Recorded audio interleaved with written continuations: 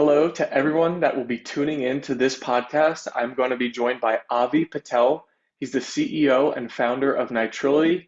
He's been on the podcast twice before, and this will be our third conversation. But without further ado, welcome Avi Patel. There we go. Okay. What's good, bro? How's life? I'm good. I was pumped when you reached out and said you wanted to record something. I can't wait to hear all about the updates and everything going on with Nitrility. I'm sure a Yeah. lot's happened.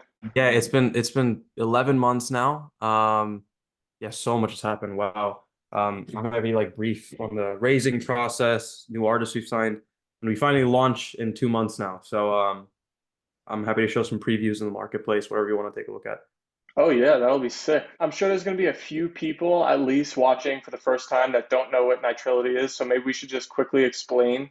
I'll give like the quick like elevator pitch. So Nitility is the first marketplace for intellectual property, where you can essentially buy and sell licenses for any IP in seconds. So that's images, patents, logos, movies, music, whatever. And when I say licenses, I mean the rights to use something. So a license is basically like, let's say Netflix is making a TV show, for example, and they want to use music in that TV show. They have to buy a license for that song, which is just like a contract saying you're allowed to use a song in the TV show, right? So this is the first marketplace where you can buy and sell those licenses in seconds without any like manual confrontation or anything like that. Context on like the company beyond that, we have 34,000 artists now who are going to be selling licenses for over 400,000 songs on our marketplace. It's most of the big artists in the world, but they'll be selling, all of the mainstream music out there. So if you're a content creator, a Netflix, a Hulu, or a production studio, gaming studio, advertiser, you can come on the marketplace and buy licenses from any of their music in a couple of seconds anytime you want for whatever price they set it for. It's a pretty incredible idea, and I mean the thing you posted like a couple of days ago, if not a week ago, uh, I don't have to think it's an amazing idea. You were mentioned in the All In podcast. David Sachs referred to you. Yeah, I actually got pitched by a founder recently to create a rights marketplace with copyright holders on the one side, or rights holders could be musicians, could be movie studios, could be anyone who owns content, and then AI companies on the other that want to license that content for training purposes. And I actually thought it was a pretty good idea. So my point is just that there are entrepreneurs working on solving this problem as well. I need to hear a little bit about that and how. I Yeah, mean, you I must have had a meeting with him, huh? I did not actually, which was the weird part. I sent him over like a couple days before that happened. I texted, like cold texted, our like LinkTree, which is where we put all of our seed round information. Um, and he showed up as like one of the viewers on our slide deck because DocuSign sends analytics, and then he just talked about it on the podcast, but didn't message me back. So I think he's probably, I assume he's waiting for launch date to come, and I'll resend him a pitch video and everything, and it should be good to go then. But yeah, he took a look, spent like 5-10 minutes on the deck, which was really cool. I think he might have taken a look at the pitch video as well. Saw an unknown watcher on there, but yeah, it was just a random message basically. Yeah, that's pretty incredible because that podcast itself and him seem to be like the leader of the VC space. So getting him to mention it, it's got to be a huge like sign of confidence going into the launch and just you know, Yeah, catching his eyes. That's pretty incredible. no, It for really sure. is. Sadly, the VC space does not touch music as much as like people would want to imagine. Something I've learned the hard way last couple of months. We had a couple offers to fill our round. We were raising 4 million, but the valuation was just not what I was hoping for at all. Which is crazy because if we were hitting any other sector and had the amount of traction we had, I'm pretty confident we could have raised like triple what we wanted to raise at like triple the valuation that we asked for, which was 4 mil at a 20 mil valuation. I could have raised like 12 at a 100 mil valuation or some ridiculous number, right? So something I've just like realized the hard way is that VC doesn't touch music. I think reasoning is because like stuff like Spotify is, to this day still downturning a profit. So it's a very esoteric space that not many people want to touch unless you have a product out in the market that has a proven like track record at an incredible amount of hype, which is something that I lean back on and instead built my personal network a lot more and did a lot of back end work. But right now I'm getting back into it. Started posting more on social media, not like posts but stories, and they're doing fairly well. So we'll hopefully build that back up while we launch, and then I'm gonna milk these venture capitalists for a lot more of capital um, obviously in a good way. Like we have a lot more room to play with now because we have more going on with the company, meaning that if we raise more, it'll be 10 times more beneficial for any VC involved across the board, basically. It's just incredible to me when I hear you speak, at such a young age, and then you're just like talking about these numbers. And I don't know, it seems like your ability to network, play the social space, just operate in the business world at such a young age is very impressive to me. And I want to get a little bit into, not only Nitrility, but kind of your entrepreneurship mindset throughout this podcast. But let's start. We are actually recording this on Bitcoin halving day. If you're watching this in the future, 2024, So has the crypt being like a blockchain technology based product, has the crypto space revival in the past few months, year, helped, when you reach out to people and just, overall? I desperately wished it would, but again, with Nitrility, like I think maybe a couple months ago, like when we last recorded a podcast, this wasn't the case, but we've integrated a lot of new stuff to the point where the user does not touch Web3 at all, like at all. So like they'll log in with Magic Wallet, which is basically you sign up with your email, and then a MetaMask is made on the back end for you.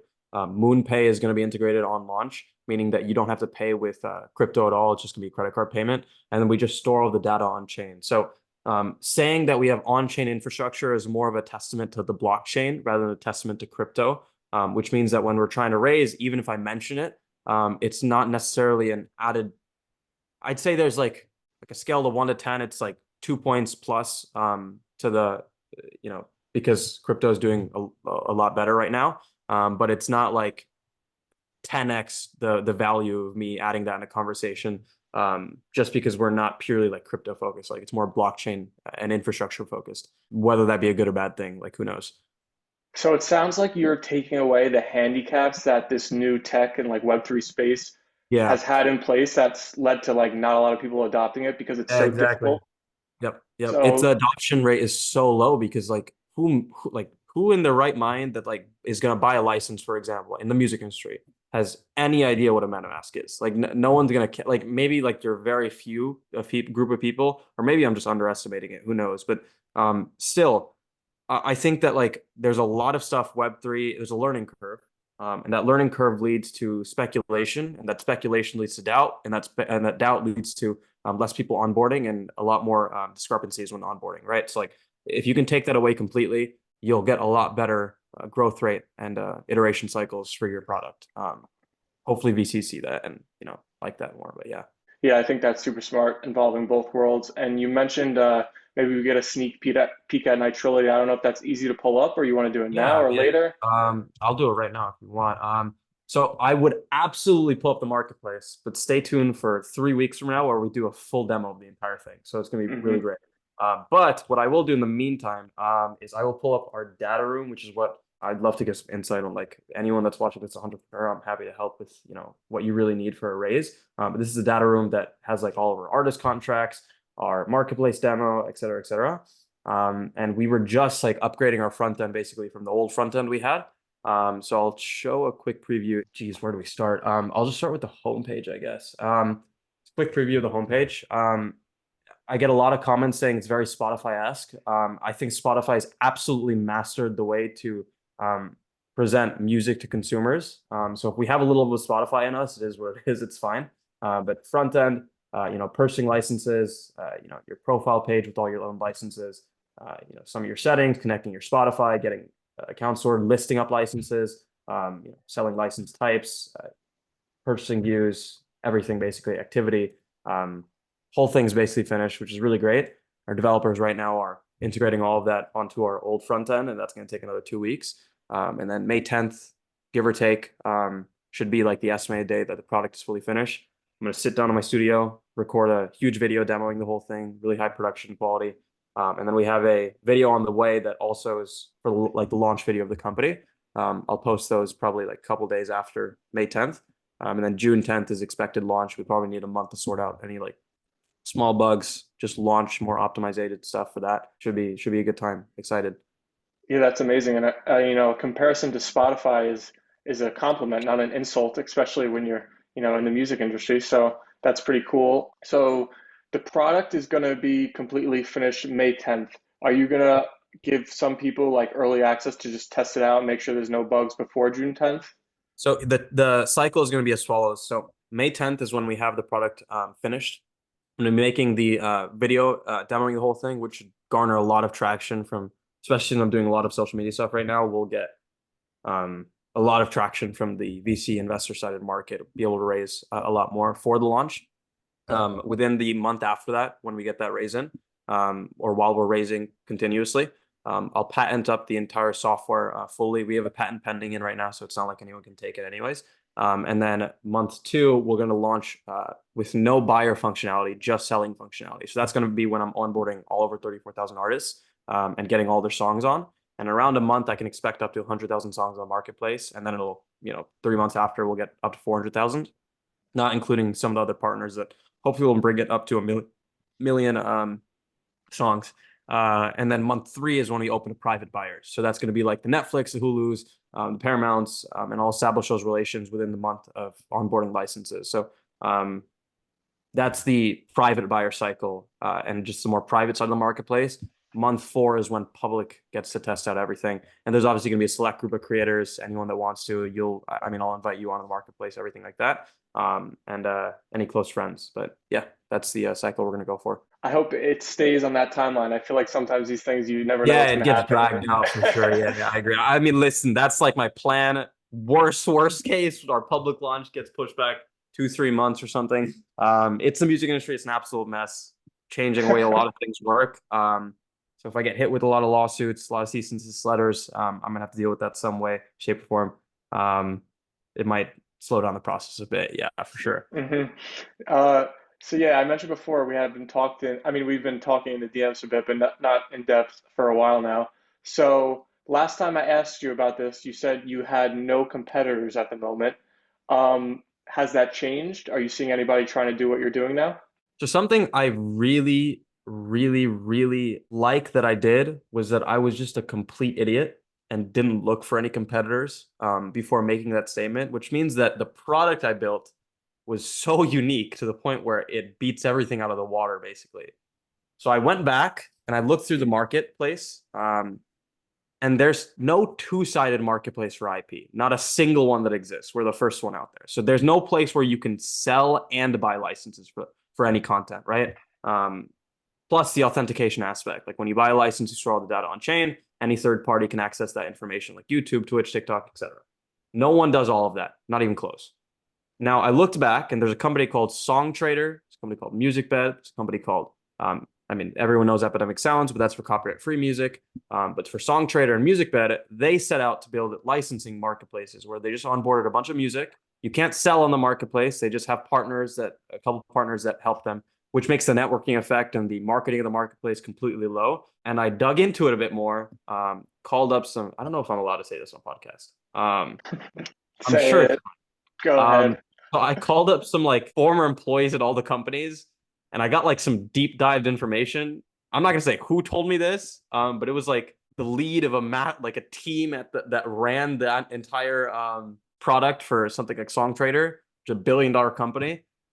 They did $100 in monthly volume in transactions for the last 8 years straight on their licensing marketplace. So they just don't get sales. I then made an account, which I had to pay like $99 for to even start selling licenses on there. And I was able to pretend to be Travis Scott and then sell an Ariana Grande song on the marketplace as a license. So like the pages don't even work. You can't edit your like license prices. I made an entire slide deck breaking down how we're like 10 times better than them just for VCs to understand, because it's super misleading. Like when you look up SongTrader online, like it shows like an Ariana Grande song you can license, a Post Malone song you like, et cetera, et cetera.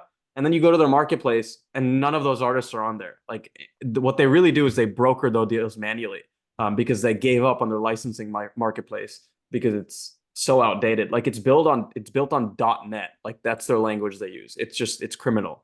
MusicBed is much better. Really impressive what they built actually. The problem is that it's not a two-sided marketplace. It's really hard to crack that, which means that their network effect is super low, so they don't get that many artists to sign up. And if you're an artist, the bottleneck for signing up is a lot higher because you have to manually contact the actual company to get your music on there, and you can only do singles. So it doesn't have a collaborative format Whereas with Nitrility, you can sell licenses as a collective. So let's say you have a song with 10 artists. All 10 of those artists can collaborate on listing up the license for that song on our marketplace, in contrast to something like MusicBed, which they couldn't figure out how to do that. So they only did singles, listing up licenses for singles. So yeah, but I'm really impressed with what MusicBed has built. I think they'll grow like exponentially over time and shift more into the copyright free space as time goes on, as we launch as well. And Epidemic sounds, I mean, across the board, no one really wants to use music from there because it's copyright free, and copyright free music is just objectively better than or worse than mainstream music. Now, something you've talked about a lot is how you've partnered with so many artists already. And I'm curious, so these are all existing artists with a following already. Is there any Yeah. future where, a SoundCloud artist or someone who's up and coming, or even someone who has no following and just wants to create music can upload music on Nitrility, or do you need to No, of have, course. It's so simple uploading music. You make an account, okay, you sign up with your email. You can log in with your artist or Spotify account, and we have a ton of distributor partnerships. So that's where you get all your music out, basically. So an artist will go through a music distributor to get their music on Spotify, Apple Music, et cetera, et cetera. And you have accounts for those distributors, basically. So any artist can log in with their artist or Spotify account or the distributor account. And then we have data on the entire music industry that basically tells us immediately who you are and immediately what you own, right? And then we'll show you what you own, and you can sell licenses for your entire catalog in seconds. And you can do that all for free anytime you want. So big or small, no matter who you are, you can sell licenses.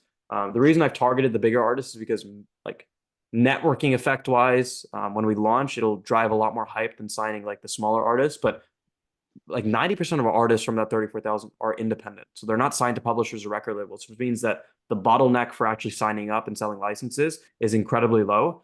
So we'll get really fast license sales on the marketplace and people actually using it instead of people having to wait and draw out the process of adjusting licenses because of a record label or publisher, right?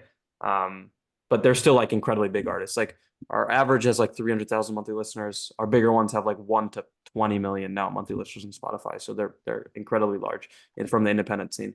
yeah, the reason I asked that is because, obviously the large artists, they're probably managed and sure they'll make money on Yeah. Nitrility and they'll be happy and whatever. But like for a small artist, if they're able to make money on Nitrility and it's competitive, because I've Oh, heard it's artists huge. Yeah, complain yeah, about Spotify and all these streaming services that they don't pay much. So if they're yeah. able to have another source of income, that would be, Oh, I'm it's sure they'd massive. be, Yeah. yeah. The cool thing about what we do is that we don't show stream count. So like when you see a song on Nitility on the marketplace and you haven't heard it before, for example, this is a rare case. It's rare, at least in my eyes. I think it's gonna be rare that people actually no, I think that's wrong. I think people will actually do this. I think they'll go on the marketplace and then they'll look through genre sections and just play music that they think they might like from specific genres. And if they like the song, they won't look at it from like, oh, it has this many streams, it looks good. They'll look at it from like, I like the song, this looks really nice and it sounds really nice. I'd like to get the license for it. So if you're a smaller artist, the chances of getting a license sale for whatever big sync deal or whatever small sync deal from any creator is like hundredfold, thousandfold what you have the opportunities for right now. So small artists will have like a really great time in the marketplace. I'm really excited to see how that's going to play out. Well, let's talk about AI a bit. Yeah. So AI is changing the world step by step. I don't know if you saw the thing that OpenAI released, Sora, the thing that can generate It's videos in insane. seconds. Yeah, I'm yeah. sure they're going to have something that can generate music in seconds. Do you have a way of recognizing if someone's uploading, just say, an AI Drake song that he didn't actually made, and they're trying to upload it, and so that that So gets it's caught? not actually my job to do that. Because we don't do that on the marketplace. Because what you have to do is you log in with your artist or Spotify or your distributor account. And then we take data from those, Spotify and the distributors and figure out what you own, right? So if the distributor is letting you upload a fucking AI Drake song, right, onto the DSP like Spotify, that's their fault. That's not on us at all. So, which I don't think is going to happen, by the way. I think Daniel Ek and I think the team at Spotify and I think all the master distributors like DistroKid, Two Lost, Boost Collective, etc., are going to have very extensive systems that detect AI generated music and will not let you upload them if it's copyright infringement from another artist, right? So good part here is that when you're coming in the marketplace, if you've made an AI song and you were able to get it onto Spotify, aka you own the license rights for it because it's original and it's made by you, then you can easily sell the licenses for it. I think David Sachs said it best on the podcast, actually. We have to look at the private solutions for AI management tools, especially in the licensing space, before we start legislating it. I think it's incredibly simple to do this. It's if you create AI generated content on whatever platform, Sora, Midjourney, any music oriented AI generated content, if it's original and you're the first one to make it, you own the license rights for it across the board, right? So unless the company that let you made it has some sort of TOS that makes it so that they own it instead, you then own it. So if you own it, then a marketplace like Nitility, you can come on and sell licenses for it. Super simple, not an issue at all. And same thing will apply when we start launching with the music or with the videos, images, patents, all of the other content types out there. Yeah, I don't know. It's such a crazy world. Who knows what's Yeah. going to happen in AI in 10 months from now? So, if people buy the rights to a song on Nitrility, so artists, is that a one-time transaction for them, or is there any way to make it a recurring, like either monthly fee or yearly fee, or just any kind of recurring like right fee to have the rights maintained? So for launch and for my current thought process, we're doing a one-time fee just because that's how current licensing deals happen. So let's say Netflix is making production for One Piece just came out, right? Like if you want to use a song from an artist in that production, it's a one-time use for that production specifically, right? So like same for a movie, whatever. But there are very specific deals as well that like, let's say you want to use it in multiple episodes, it might be a fee for each episode, or that's something an artist can set out on their own. And there might also be, a long-term royalty fee, or this license only lasts a couple of months. So there's a lot of plans for expansion on the options we give all of our users. For now, though, I think it's smart to hone in on the one-time fee, which is the vast majority of the market and volume that happens with the current market. And then over time, we can expand to other licensing options. So we kind of covered, I think, a lot of the artist use cases on Nitrility well. So you mentioned how you're one of the only two-way marketplaces. So let's Yeah. talk a little bit about the users. So who do you think are going to be the main buyers of these content creators? I would imagine is the biggest use case for buying the music to make great So videos with it. we're actually, don't quote me on this just yet because I might be able to sneak in a YouTube partnership or a Twitch partnership, TikTok, etc. We're gonna start with media licensing, which is gonna be like TV shows, advertisements, video games, and movies, and then show a proven track record to then partner with YouTube, Twitch, etc. for the content creator side of the marketplace, because that does require them to use our API or webhook to then make sure that creators that buy licenses off our platform don't get copyright claims when they upload the music onto their video on whatever platform they're uploading, whether it be YouTube, Twitch, TikTok, Instagram, etc. Right? So what we're gonna start doing is target the media licensing space, which is a lot more established. Right? There's $14 billion of transactions happening in the U.S. each year in the media licensing space. So that's for TV shows, advertisements, video games, and movies. For anyone making them. So I'm going to target the Netflixes, the Hulus, the Paramounts, the Ologies, et cetera, and start handling transactions from them. And it's like way more desperately needed on that side. But the content creator side is the way larger market, way more untapped, has massive upside potential.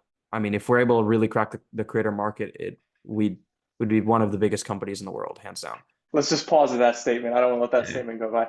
So the media licensing space, which you're going after first, how do they handle this right now? And like, how does Nitrility enhance that? Does it make it way faster, Way way more faster. So like viable?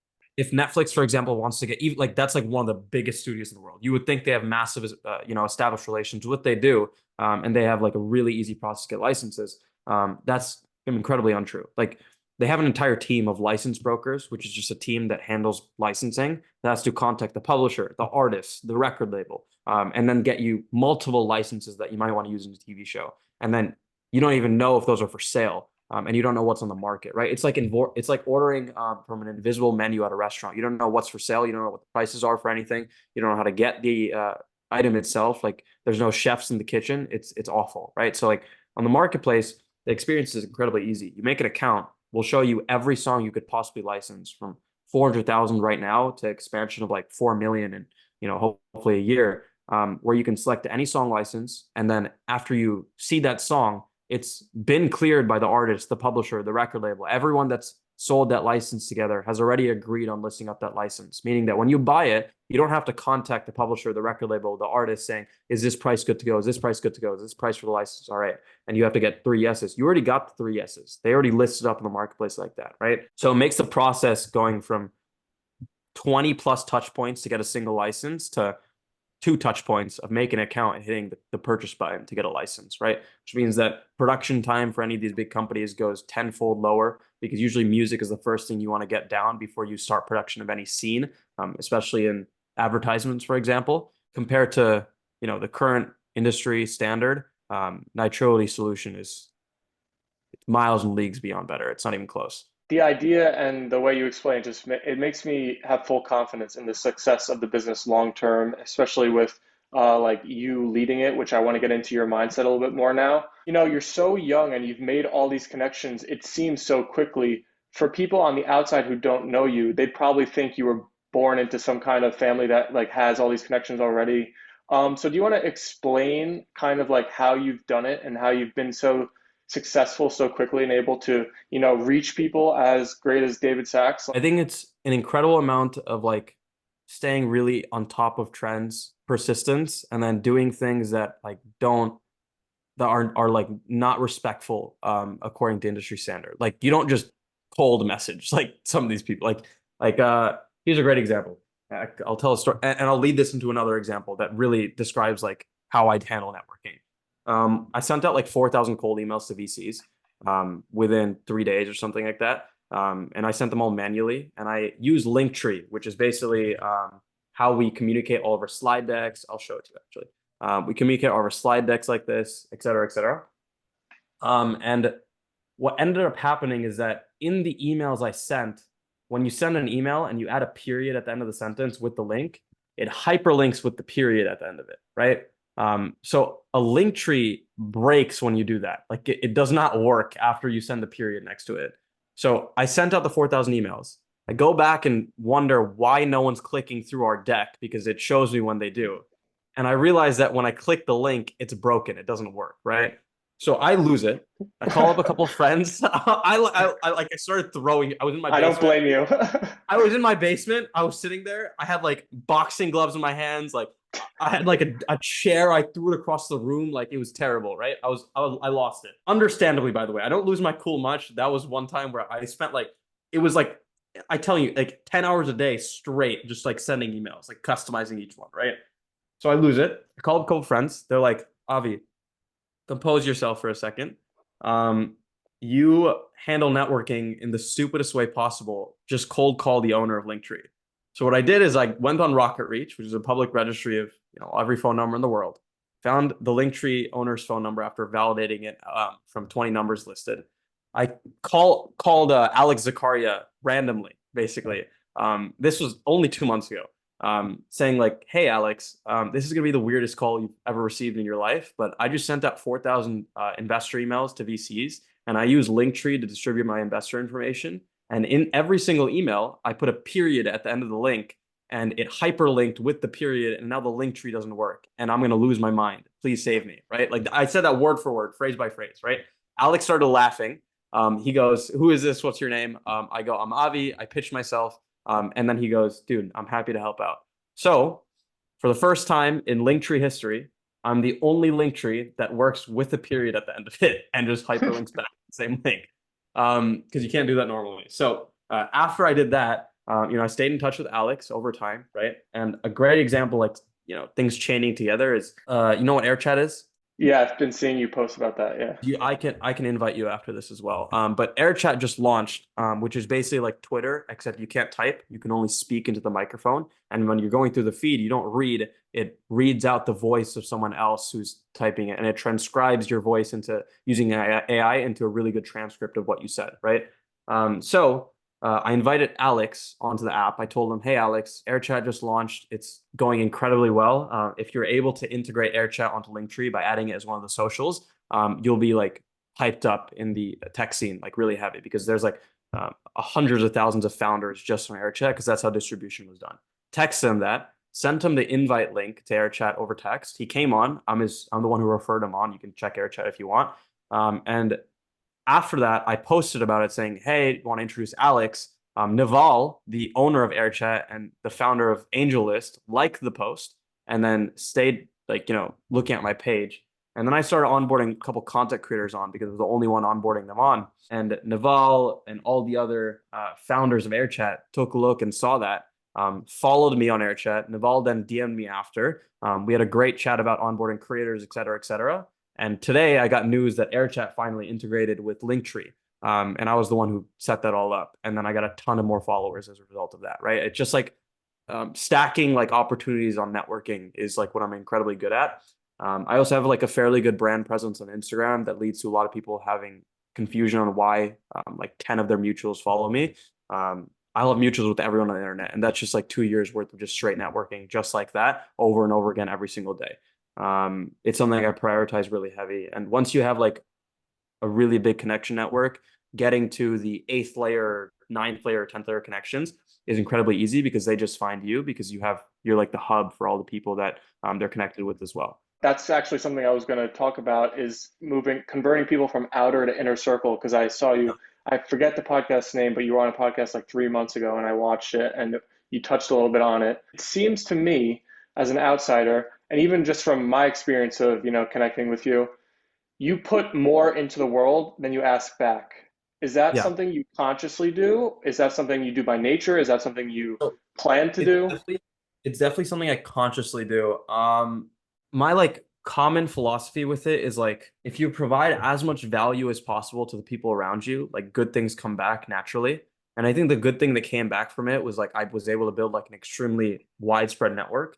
I do have a strategy, of course. Like, I'll give you like a show, but um, if you go to like who follows me in a day and you just scroll down, these are all verified people, by the way. I don't know why it doesn't show that, but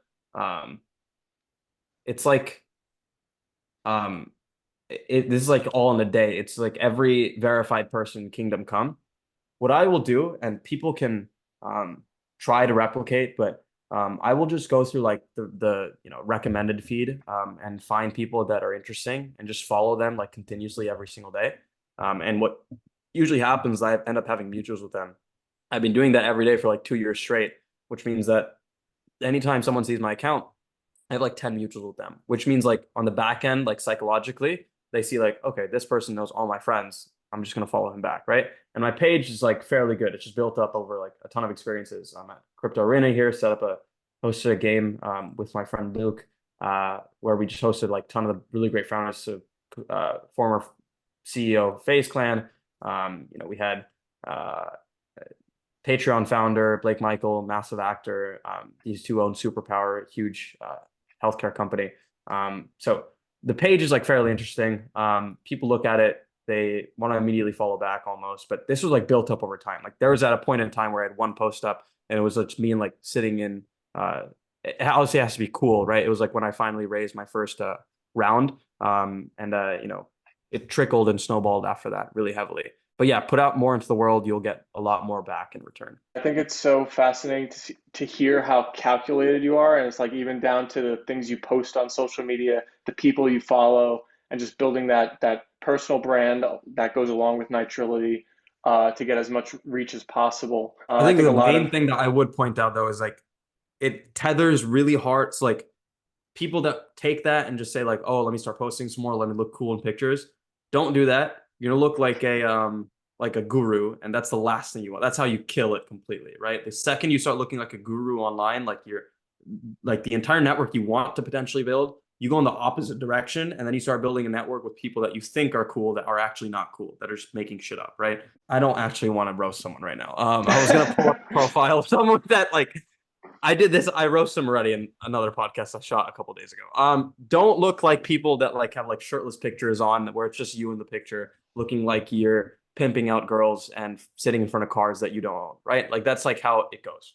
Post pictures with people you're actually friends with that are around you. Surround yourself with cool people, and post pictures with people that are cool. If you have multiple people in a picture and it looks like a natural picture or a picture that was taken because it's a cool moment, no one's going to look at it and go like, oh, this guy's a guru. They're going to look at it and go like, oh, that's a really cool picture with some really great people, right? It has to seem nonchalant. You can't seem like you're overly show offy because the second you do that, second you lose every all faith in everyone who follows you, basically. I mean, I've really enjoyed this conversation so far. I hope you have. I hope the people who view this have. And I want to become the best, I could possibly be at this. So if you're watching this, leave some criticism, leave something that you liked, leave any comment that you want on this podcast. Please do that. Avi, is there anything that we haven't mentioned or covered yet that you want to hit on? If you want to touch on like, slide deck building, I think the last time we talked, I'll show you like the comparison of like what I had and what I have now. And it might be good for viewers to understand, like any startup owners, to understand like really how to build a proper slide deck. So I will share a screen and actually show it to you, screen one. So this is our current slide deck. I don't know if you saw the older one, but the the visuals itself are just like hundreds of times better, right? As well as like, the infrastructure you built, the team, the front end, etc. The old slide deck, you can see the whole screen, right? Mm-hmm. Perfect. Let's see this. This was the old slide deck. I don't even know how I booked meetings with this shit. But I did. Maybe the concept was cool. That's why I did. Maybe some people like the visuals. It's criminal. So a couple things you want to make sure that you do when you build a slide deck. Conciseness. If you have a very complex product, make sure it at least looks concise. For example, we have a lot of text compared to a normal company. A normal company has like 5 words on a single slide sometimes. We have, fairly long, lengthy slides, but it's digestible because it's very direct to where you need to read, where you need to look at. And the great part here is like, even if you were to look at this very top, a good thing that you want to do is if you have a long slide deck, if you just look at the top here and you read through the titles and you just scroll through it, you'll understand everything about the company. Like you could just read it and you'll understand everything about it. You don't have to go through any of this stuff. This stuff is here if anyone does want to, because a VC on average will spend like a minute and a half on a deck tops. That's our average analytics. Obviously, we have some like exceptions. Like I think the better the VC is, the more they spend on the deck. I'm not gonna lie. For example, like Gary Tan spent like 5 minutes on the deck, 5 minutes, 5.5 minutes on the deck. A16 spent like 10 minutes on the deck. But for most part, like any tier 3, tier 2 VC will spend like a minute and a half average on a deck, and even tier 1s. It's across the board. So make sure it's extremely digestible and really play into how this will make the other party money. I think a real problem I had before is that I highlighted more of the conceptual parts of the marketplace, which works in some cases, but for the most part, you want to play into both the conceptual parts and why it's an interesting product and a cool product, and also how it's going to make the person on the other side money. And you can obviously have decks tailored towards artists, buyers, creators that then highlight more conceptual aspects that are going to be cool in their eyes. But at the end of the day, when you're pitching a product, like sad to say this, sad how the world works like this, but you want to talk about like how it's going to make the end user money and whoever's involved money, right? So that's a big highlight in the deck. And one more recommendation I'll give before I cut it off is that put together an advisory board if you're a company. Take 2% of your company, allocate it towards 20 advisors, give them all 0.1%, and snowball a really talented board of advisors that just either lends their brand name to you or helps out genuinely with a lot of connections. Like we put together this board of 10 people, and there's 10 more on its way.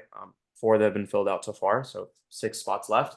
But the advisory board is composed of some of the biggest people in the founder space, tech space, music, et cetera, et cetera. And it's just exponentially helped us grow and also just driven a lot of confidence towards anyone looking at the deck or anyone looking at our company from an outside perspective. So if you're building a company, it's incredibly important. Hire a designer to build out a deck, build out your front end. It's going to be the best use of your money. Flare Design Agency is an incredibly good one. That's the one we use, full disclosure.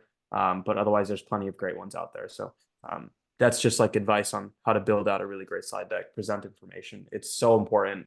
Make sure you give all the information out to anyone that's taking a look at it and make sure it looks nice because that's like the first impression they have of you. I love your enthusiasm for sharing information, giving out hacks. You're, talking directly to entrepreneurs or wannabe business builders.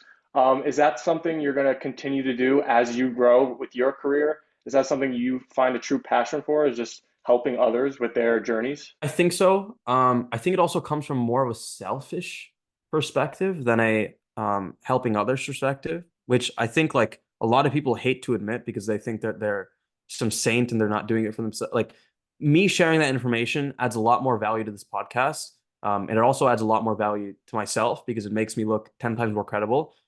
When you look at a story or see like some like genius in a story, like whether it be a novel, a movie, etc., you fall in love with the genius if you understand how their brain works. Like you see how their brain makes mistakes, you see how their brain functions as a whole. And the second you just like give out like information on how the result of something happens and not how you got to the result, and you don't show your work, is when people start to dislike you. That's where it comes from for the most part. And I think a lot of founders have issues with that because they'll usually just say like, to sound cool, they'll say like they won't make mistakes. They will give you the end result of something and wash it away with like a quick phrase saying like, "Oh, I'm just good at it," right? And they won't give like the technical process behind it. That's my logic when it comes to like giving that information out, basically. I think that's going full circle to, leaving more in the world than you're asking from it. Yeah, for sure. It Yeah. helps you a lot more than it does hurt you across the board, in my opinion. Mhm. Well, Avi, anytime I get to speak with you, it's awesome hearing everything you're doing, your mindset, your leadership of your business, and just everything you're building.